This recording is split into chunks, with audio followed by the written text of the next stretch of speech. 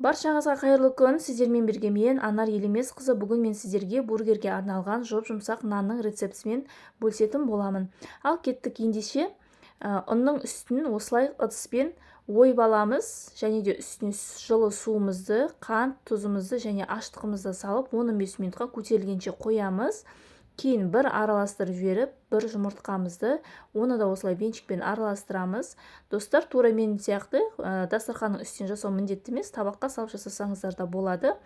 Кейін үстіне жылы сүтімізді салып, жылы сүтімізді құйып, жоп-жұмсақ қамыр илейміз, және де қамырымыздың үстін және де астын осылай сұйық маймен майлап жіберіп, бетін пленкамен жабамыз, және де осылай бетін орамалмен жауып, жылы жерге шамамен 1-1,5 сағатқа көтерілгенше қоямыз.